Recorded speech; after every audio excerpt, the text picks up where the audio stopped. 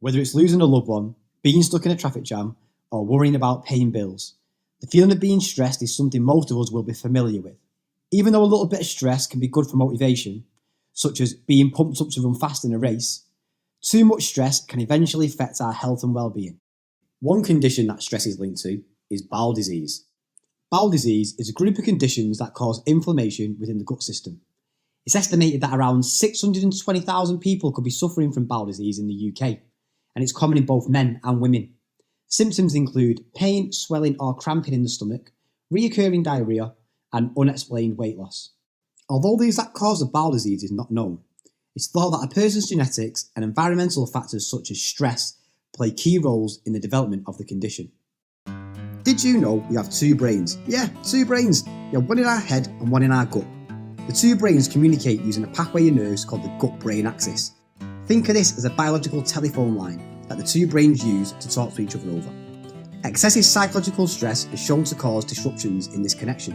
And when this happens, important functions such as the immune system can start to be affected, ultimately leading to the onset of bowel disease.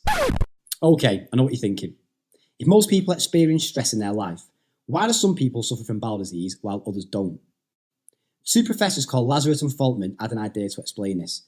They believe that everyone interprets and reacts to stressful events differently.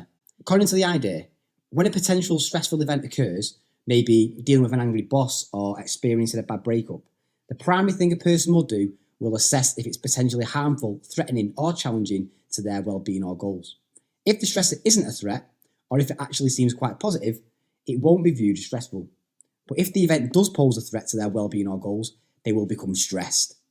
Whether a person will view this situation as stressful or not will depend on their individual environment, their resources, and their personal characteristics, such as their age, beliefs, or personality traits.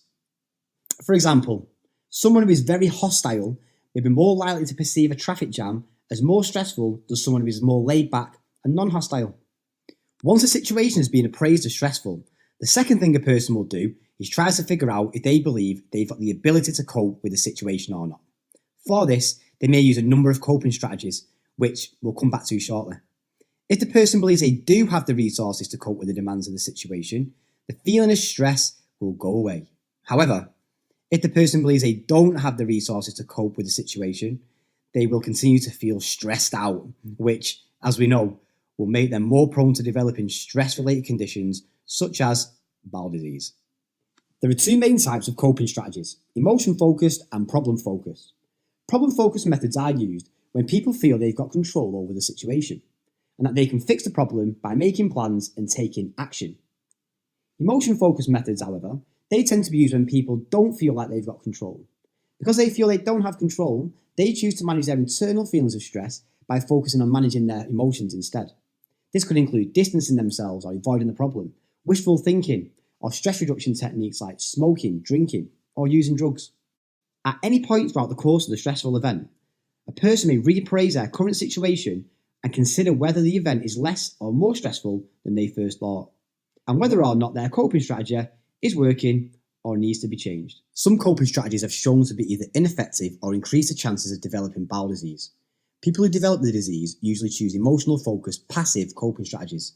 Not only is this ineffective, but it's also shown to further the feelings of stress and worsen the condition. Also, smokers are not only twice as likely to suffer from the condition, but are also more likely to experience more frequent and intense symptoms. The good news, however, is that there is positive coping strategies, such as having good social support. Not only does support help to reduce the risk of developing bowel disease, it also helps people to adapt better, both physically and mentally, if diagnosed with the condition.